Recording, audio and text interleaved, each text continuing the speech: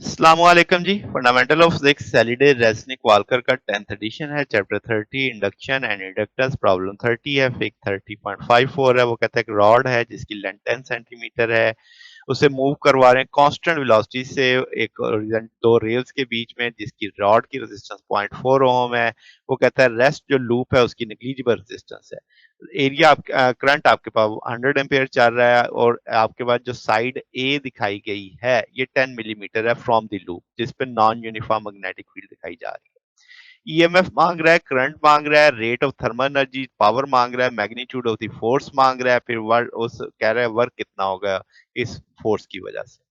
अब हम कह देते हैं, लेट्स से फर्ज करते हैं एक्स डिस्टेंस राइट की जानिब से जो एंड ऑफ द रेल है ना वो रॉड के ऊपर है और विड्थ उसकी डी आर है, यानी ये जो आप देख रहे हैं इसके अंदर ये पैरेलल है to the wire D R जो कह सकते हैं, और जो आर डिस्टेंस है फ्रॉम इट, इससे दूरी कितनी है आर डिस्टेंस से। तो हम कहेंगे टोटल फ्लक्स कहां से आ जाएगा, तो ए से लेकर ए प्लस एल यहां से यहां तक हम कह रहे हैं। फिर जनाब सारी वैल्यूज हैं वायर के लिए, जो मैग्नेटिक फील्ड होती है mu naught I over 2 pi R, जो आप एरिया कवर करेंगे एक्स डॉट डी आर आ जाएगा। आर की चेंज आ रही है, चूंकि R D R over natural के साथ सॉल्व कर लेंगे। इसमें आपने लिमिट्स भी लगा दी ए और ए प्लस एल वाली। अब आपके पास इसका हमने चूंकि फ्लक्स निकाल लिया है, डिफरेंशियल उठाएंगे तो ईएमएफ आ जाएगा जो कांस्टेंट है बाहर ले चुके हैं हम। देन आपके पास इसमें जब आप इसको सॉल्व करेंगे तो ये माइन वेलोसिटी बन जाएगा dx ओवर dt, और बाकी फैक्टर वैसे ही रहेगा। इस सारे को लेके सॉल्व करेंगे, नेगेटिव साथ में आ रहा है, म्यू नॉट भी पता है, आई भी पता है, 2 पाई पता है, वेलोसिटी पता है, सारी की वैल्यू जब सॉल्व करेंगे यहाँ पे भी नेगेटिव आएगा। नेगेटिव नेगेटिव क्या हो जाएगा पॉजिटिव, तो 2.4 10 इस पर -4 वोल्ट आ जाएगा। नेचुरल का जवाब नेगेटिव में आएगा तो वो नेगेटिव इस नेगेटिव के साथ पॉजिटिव हो जाएगा, तो 2.4 10 इस पर -4 वोल्ट आ जाएगा। फिर क्या जनाब, आपके पास करंट देखना है, ईएमएफ पता है, रेजिस्टेंस पता है, तो 6 इंटू 10 इस पर -4 एम्पेयर आ जाएगा।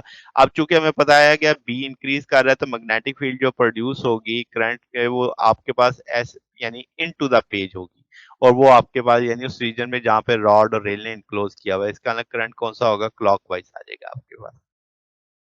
फिर क्या जनाब, अब आपके पास पावर पूछी है P equal to I square R, I भी हमने निकाल लिया, रेजिस्टेंस हमें पता है 1.44 10 इस पर -7 वाट आ जाएगी।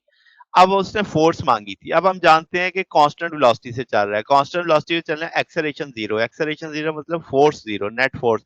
तो जो एक्सटर्नल फोर्स है वो उतनी ही होनी चाहिए जितनी मैग्नेटिक फोर्स लग रही है, मगर अपोजिट डायरेक्शन में होनी चाहिए।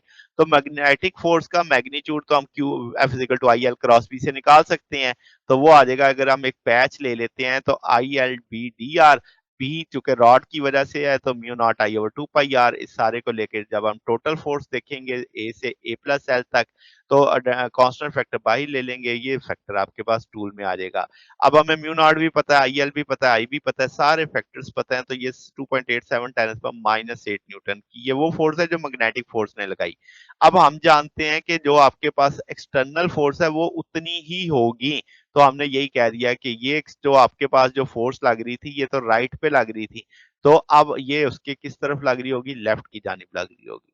अगर हम पावर पूछें तो P equal to F dot V है, चूंकि उसी सिंथ में लग रही है, मुखालिफ जिस सिंथ में वेलोसिटी है, तो सॉल्व करेंगे 1.44 टाइम्स पर -7, ये उतनी ही पावर है जितनी आपके पास यहाँ पे जनरेट हो रही थी।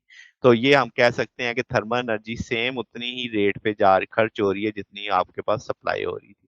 तो ये हमारे पास सोल्यूशन है। अगर आपको इसमें कोई बात पूछनी हो, डाउट हो, नीचे कमेंट्स में पूछ सकते हैं। वीडियो अच्छी लगी हो तो वीडियो को लाइक कीजिएगा, दोस्तों के साथ शेयर कीजिएगा, चैनल को सब्सक्राइब कर दीजिएगा। अब तक के लिए इतना ही, बाकी इंशाल्लाह नेक्स्ट देखेंगे। ओके, अल्लाह हाफिज।